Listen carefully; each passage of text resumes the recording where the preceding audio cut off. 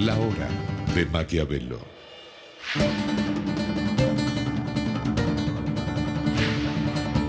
Para conocer a los que están detrás del poder.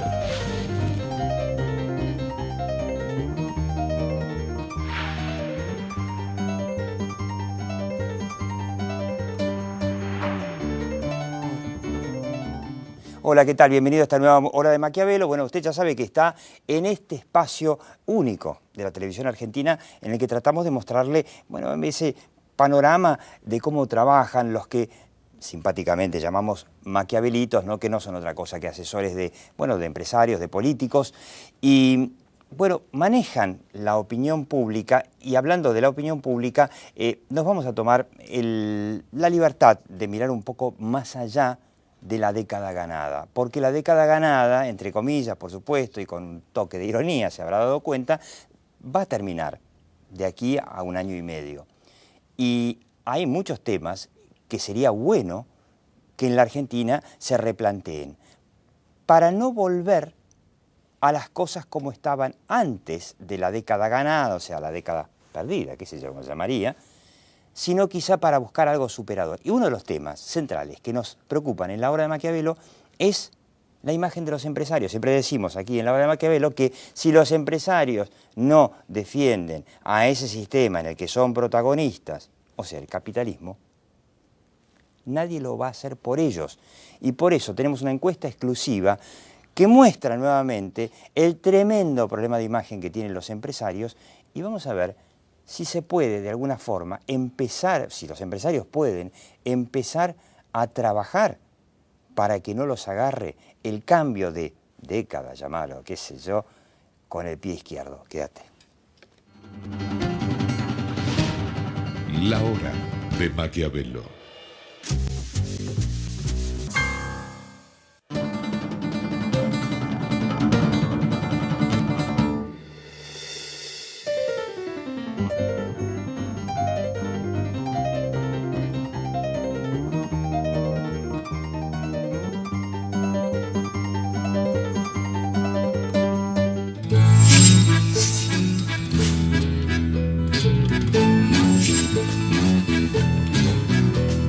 Ingresá a buenosaires.gov.ar/terminal la secundaria y da el primer paso hacia tu futuro. Buenos Aires Ciudad, en todo estás vos.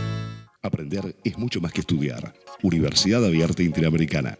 www.uay.edu.ar. El futuro sos vos.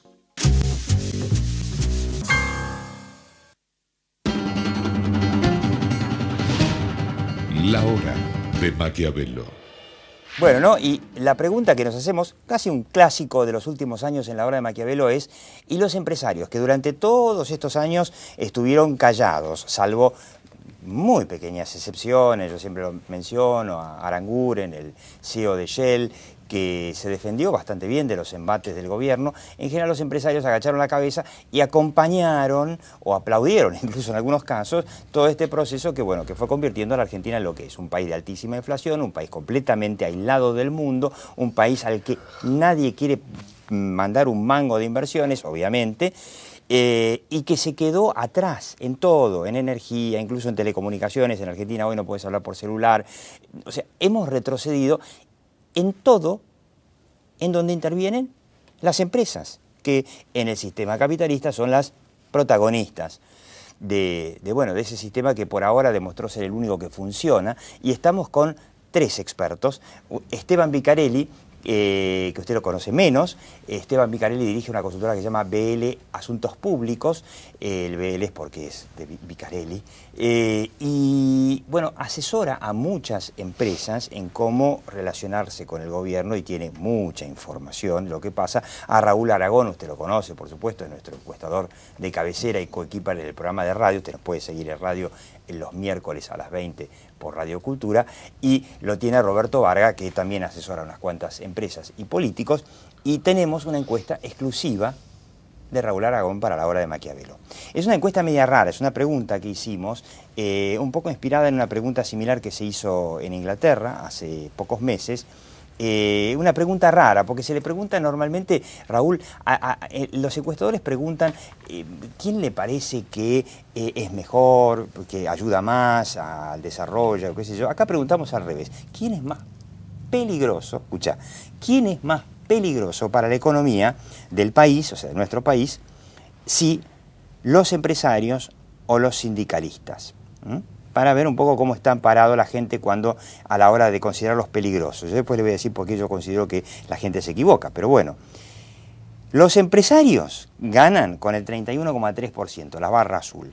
Después se agregó acá bancos y sector financiero, ¿no? El cuco de la gente. Sí, es que hubo que diferenciarlos. Cuando inicias una encuesta, haces unos 10, 20 casos para testear el cuestionario y nosotros no habíamos puesto la categoría los bancos y el sector empresario. Apareció sola, nos decían no, los bancos, el sector empresario. Entonces la pusimos como categoría y al final terminó siendo... 24,5, con lo cual si sumás a los bancos digamos, y las empresas en general, te da 55%. Sí, 5,6 por 8%. Sí. Y ahora fíjate qué interesante. Los sindicalistas, 11,8. Opinión personal, digo, ¿por qué yo creo que los empresarios son mucho menos peligrosos que los sindicalistas? Los sindicalistas son los que, en buena medida, y no son los únicos, por supuesto, en buena medida, hacen que la Argentina sea un país donde se invierta poco. Porque tomar gente, que los privados tomen gente, en un país como la Argentina, es muy difícil. Es muy difícil. Y eso es en parte porque el sindicalismo en Argentina está desequilibrado en comparación con la mayoría de los países de nuestro planeta. Esteban, ¿qué pueden hacer los empresarios? Se va a terminar el kirchnerismo y van a llegar al final del kirchnerismo con la imagen por el suelo.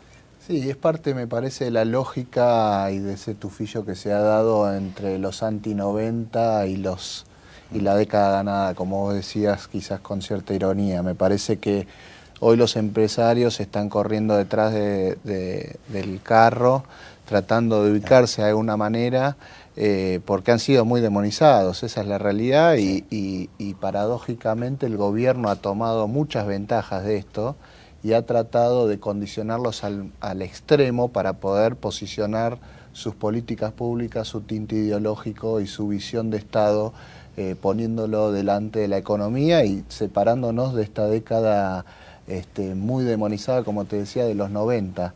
Ahora, me parece que es una victoria por parte del gobierno en ese sentido, lograr llegar a arrinconar al sector privado, a los empresarios, a ese lugar. Un ejemplo típico es la inflación, ¿no?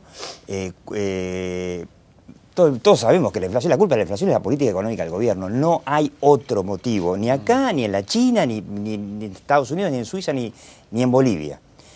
Pero el gobierno logró, ¿no? Raúl, vos tenés los números, logró en buena medida que mucha gente, quizás ya no mayoritaria, pero mucha gente crea que tiene razón el gobierno y que la culpa de la inflación la tienen los empresarios porque son los que fijan los precios. Bueno, lo que pasa es que ahí, Diego, hay dos circunstancias bien diferenciadas. La inflación efectivamente es culpa de la política económica en cuestión, esto sin duda. Ahora, también es cierto que según donde estés parado en la cadena del negocio, la inflación puede ser un gran, valga la redundancia, un gran negocio para muchos. Seguro. Es decir, hay sectores empresarios que están ganando. Ganan mucho dinero. Seguro. Entonces, acá hay un problema que lo hemos dicho mucho en la obra de Maquiavelo. Esta ha sido una década que muchos empresarios han ganado y han ganado mucho. Entonces, algunos. Bueno, algunos otros. Está bien. Es una gran mayoría, yo diría, ¿no? Es una gran mayoría y interrumpiéndote. Sí.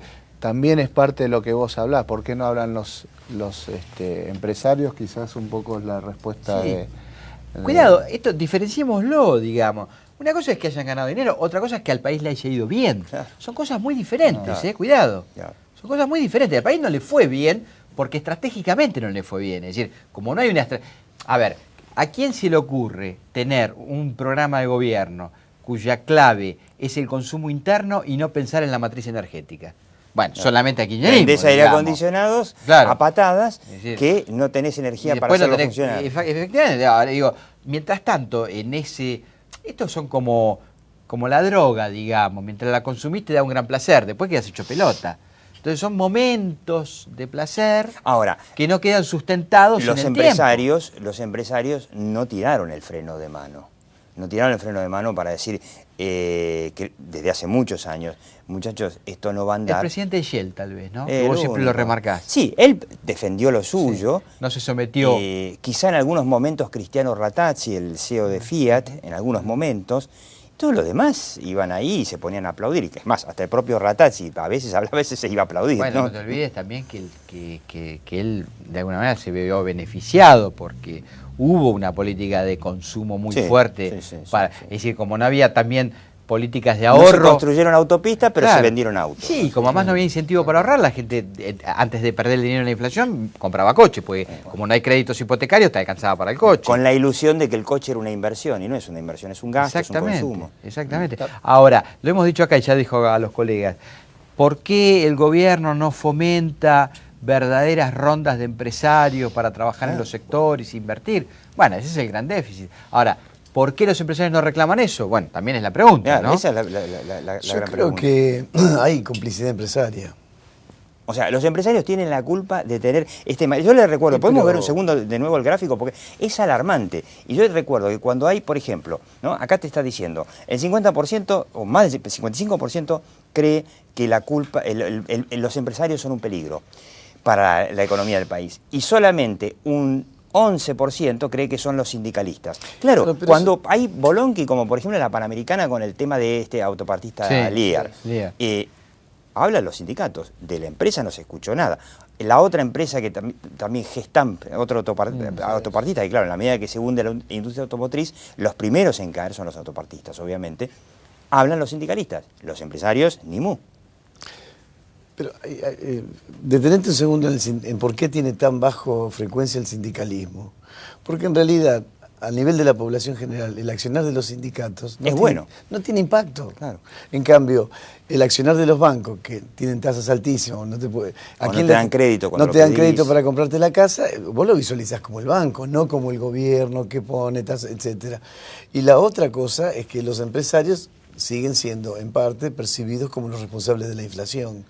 Entonces tiene mucha lógica eso. Me parece que son visiones sesgadas. El tema de los sindicatos, yo considero que es el primer aliado de la gente común, del operario, del empleado, etcétera. Entonces lo pone como el político no me defiende, el sindicalista es el que va a empujar mis intereses y va a abogar por mi bienestar.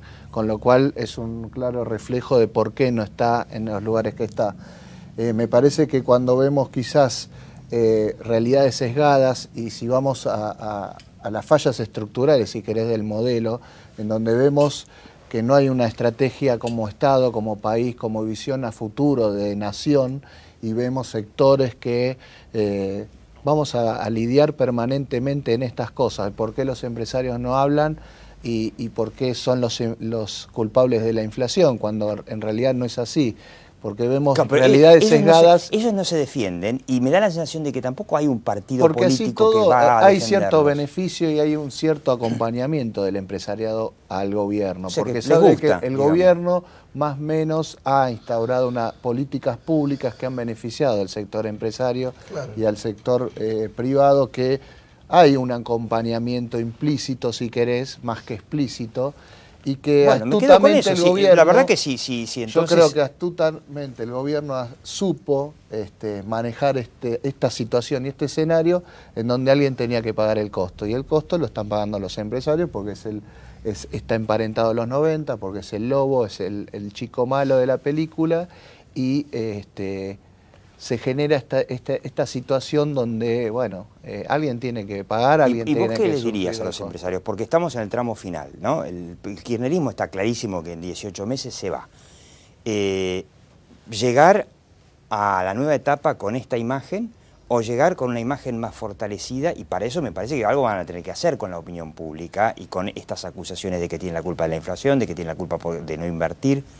Mira, yo creo que los empresarios hoy están más preocupados por su negocio y por sus marcas que por su rol de empresaria, me parece. Se necesitaría alguien que vaya y les avise que tienen un pequeño problema. Me parece a mí que hoy ellos están más preocupados por sostener el negocio en esta, si querés, transición Sí, de mucha complicada incertidumbre, económicamente, sí. de mucha incertidumbre, de pocas certezas. Vemos que, si bien vos decís es una década que está llegando a su fin, hoy el gobierno no baja los brazos y lo vemos día a día en cuanto a su impronta, en cuanto estamos hablando en estos días de un eventual refresh ministerial.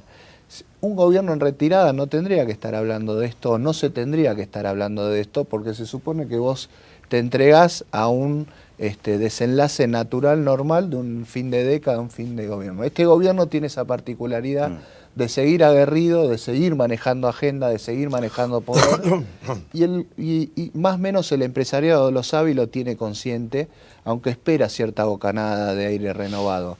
Pero yo creo que hoy hay más incertidumbre y menos certezas en esta transición, donde de vuelta lo que alimenta es la sociedad, que está, y Raúl me lo va a corregir, hoy los dos candidatos que encabezan encuestas son Sergio Massa, un exfuncionario de este gobierno, y Daniel Scioli, hoy un cuadro político aliado a este gobierno. Y entonces, un Mauricio Macri que está asomando, pero todavía en un bastante. tercer lugar bastante alejado. Yo Sí. tengo mis dudas de su crecimiento. La realidad hoy es que hoy la sociedad también en este escenario de incertidumbre está arrojando señales y dando señales que posiciona paradójicamente, cuando hablamos de esta década, a dos ex-kirchneristas. Perdón, Scioli a sigue un siendo ex-kirchnerista. kirchnerista. Entonces, todo ese escenario es lo que hoy lleva cada vez más a más incertidumbre, a más incógnitas que a certezas en un fin de década, en un final de década y en una suerte de transición que todavía no se termina de dilucidar claramente. Eso es lo que Yo les recomendaría, ¿no? Para terminar, yo les recomendaría a los empresarios tratar de empezar la nueva, no sé, década, llamarla, pasa el mediado de la década en realidad, ¿no? Pero para engancharse con el eslogan de la década ganada, de tratar de superar ese problema gravísimo que tienen en la opinión pública, en donde el kirchnerismo los culpa de todos, se callan la boca y termina la sociedad creyendo que algo de verdad, algo de razón tendrá. Esteban Vicarelli de BL Asuntos Públicos, Raúl Aragón, Roberto Varga, muchas gracias. Y en el próximo bloque vamos a hablar de cómo posicionar al otro gran, yo diría, perdedor de la década ganada, que es la información.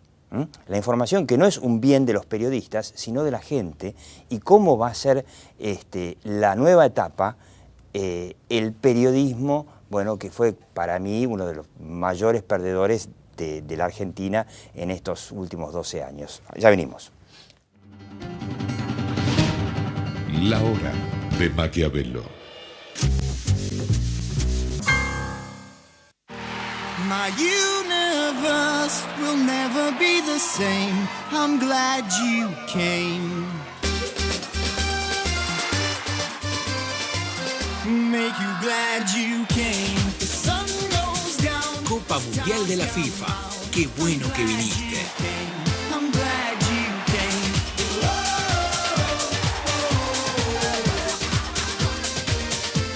I'm glad you came. El mundo necesita compartir más momentos mágicos. Alimentalos con Arcor. El juego sin límites pone en riesgo tu salud. Te podemos ayudar. Infórmate al 0800-666-6006. Instituto de Juegos de Apuestas. Jugar compulsivamente arriesga tu salud. Gobierno de la Ciudad de Buenos Aires. Colegio de Escribanos de la Ciudad de Buenos Aires. Cuidar lo tuyo es cuidar a los tuyos. La vida. La solidaridad.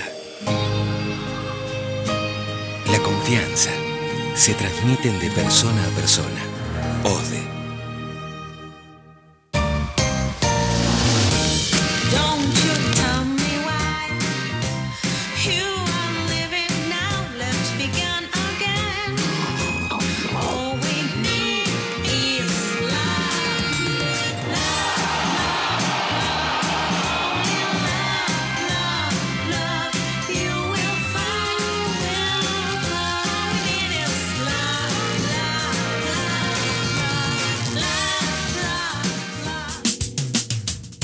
¿Sabías que en la legislatura podés visitar el vestidor de Evita, tal cual lo usaba? Legislatura de la Ciudad Autónoma de Buenos Aires. Monumento Histórico Nacional. Tu voz en la ciudad.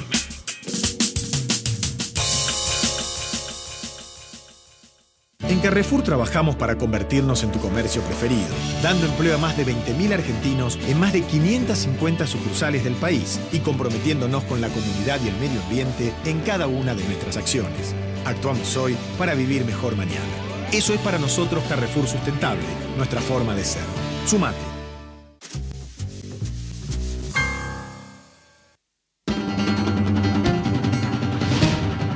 La hora de Maquiavelo. Bueno, ¿no? Y le había dicho que íbamos a analizar, después de ver cómo quedan los empresarios terminando la década ganada, el tema del periodismo. Este gobierno realmente puso al periodismo normal, como hay en todas las democracias del mundo, como su enemigo, como enemigo del pueblo prácticamente. Y la pregunta es, bueno, ¿vamos a volver dentro de un año y medio, cuando cambie el gobierno, al periodismo normal que teníamos antes, más o menos, que no era gran cosa, más o menos, o vamos a buscar quizá algo superador? Y tenemos el honor de tenerlo a Daniel Desein, que es uno de los editores de la Gaceta Tucumán, que es el diario más importante, más grande del noroeste argentino, más tradicional además. Y Daniel es uno de los miembros más importantes, vicepresidente de ADEPA, que es la asociación que nuclea a los editores de diarios, con un nuevo libro, se lo podemos mostrar por acá, Nuevos desafíos del periodismo, que escribió él junto con Gastón Reutberg y un montón de colegas importantes. Veo algunos como Jorge Fontevecchia, como Pablo Mendelevich, como el famoso James Nielsen, con Fernando Sabater, nada menos, y Pedro Luis Barcia. Y la pregunta que yo me hago es, volver después del kirchnerismo a algo mejor es lo más probable. Yo me imagino que tanto, no sé, Massa, Macri y aún si gana Scioli dentro del kirchnerismo, cosa bastante improbable según las encuestas, se estaría yendo a una cosa más normal, en donde el periodismo puede ser crítico sin que lo traten de meter en cana, quitarle el medio con la ley de medios, silenciarlo haciéndole un boicot para que no pueda distribuir los diarios, obligando a las empresas a que no pauten su publicidad en esos diarios para que se fundan, como ha hecho este gobierno, o se va a ir a una cosa superadora. Bueno, evidentemente el 2015 lo que parece traer es un movimiento hacia una mayor tolerancia, mayor moderación con respecto a distintos actores y entre ellos el periodismo. Ya esa tendencia se está notando dentro del gobierno actual, ¿no? Tenemos, por ejemplo, el proyecto que está impulsando el Ejecutivo para reducir las alícuotas de IVA a los diarios, que es algo muy destacable y que vienen pidiendo las asociaciones de prensa y los medios hace más de una década, desde el 2003. Con la eliminación en la práctica del boicot publicitario, que fue el golpe económico más duro que tuvieron los medios. Para el diario La Nación, por ejemplo, fue muy duro, ¿no? Diarios como Clarín, La Nación o Perfil tuvieron una caída en su facturación publicitaria de un 20%, que llevó prácticamente en algunos casos a sus puntos de equilibrio o algún déficit en sus ecuaciones económicas. Es decir, hay una moderación en el discurso, mayor apertura, ¿no? Mayores contactos con la prensa. Ese cambio ya se está produciendo, pero lo que todo indica es que se va a acelerar y se va a consolidar a partir del 2015, con lo cual seguramente vamos a tener las viejas demandas instaladas nuevamente en el escenario, como una ley de acceso a la información pública, una regulación. Eso, por ejemplo, una ley de acceso a la información pública, que es algo que tienen hoy no los países europeos o Estados Unidos, sino ya casi todos los países latinoamericanos. Así es. Una ley que regule la publicidad oficial, la protección de los contenidos en Internet. Es decir, hay muchos temas pendientes que en estos 10 años hemos estado distraídos con cuestiones que atrasan medio siglo, ¿no? Cuestionando cuál es el rol que le corresponde al periodismo, sobre los niveles de objetividad que puedo tener. Tenemos la ley de medios, que es constitucional según la Corte Suprema, que es una ley muy mala, una ley que atrasa, 50 años, y que tiene cosas, te tiro algunas que se me ocurren ahora, tan ridículas como, si vos tenés un satélite, podés irradiar a todo el territorio nacional, no tenés que pedir licencia, podés llegar a todo el territorio. Si vos tenés cable, podés ir solamente a 24 municipalidades porque te lo dice la ley. ¿Por qué? Y porque Clarín tenía cable y no tenía satélite. O si vos sos un privado no podés difundir tu contenido en todo el territorio nacional, solo lo puede hacer el Estado. Unas cosas rarísimas, y hay muchas más, que deja fuera, por ejemplo, a las cuestiones digitales, ¿no? Entonces, además, lo que intentamos plantear en este libro son los temas que se están tratando en los países desarrollados, los temas del siglo XXI para el periodismo, que pasan por la fragmentación de las audiencias, que pasan por la adaptación de los medios tradicionales a los desafíos que está planteando Internet, con las demandas de las nuevas generaciones, ¿no? Que hay un gap desde el punto de vista de sus preferencias, sus formas de consumo. Además, ese es un tema complicado para los diarios tradicionales, porque los chicos que van a ser los lectores dentro de 10 años, por ahí no van a ser los lectores, porque se informan de otra forma, por las redes sociales, todo un desafío eso, ¿no? Así es. Por lo tanto, la industria periodística tradicional debe repensarse con urgencia, debe adaptarse rápidamente, debe tratar de preservar ciertas bases del oficio, pero innovar en gran medida para poder ajustar su oferta y sus sistemas de trabajo a estas nuevas demandas de los nuevos públicos, a esta proliferación de soportes que hacen que los viejos soportes sean un canal más de los tantos que tiene que usar el periodismo para poder llegar a esas audiencias, revisar los sistemas de sustentabilidad. El periodismo gráfico, que tradicionalmente se apoyó en dos ejes, que son las ventas por circulación y las ventas por publicidad, ahora tiene que multiplicar esas fuentes de ingresos para ser viable, ¿no? Entonces, van a pensar los medios en Argentina, como están pensando en todo el mundo, un muro de pago, o sea que la gente que ya no compra más el diario en papel, lo lee por internet, que es la gran mayoría, que el que quiera leer tenga que pagar. El cobro al acceso de los contenidos a través de la red es una de esas nuevas vías que ya están muy desarrolladas en países como Estados Unidos, en países europeos y demás, y que en América Latina está avanzando. Y los editores argentinos estamos analizando en conjunto esas posibilidades. Puede ¿no? ser que tengamos el 2015, además de renovación política, que tengamos como gran novedad que los que leen los diarios online tengan que pagar.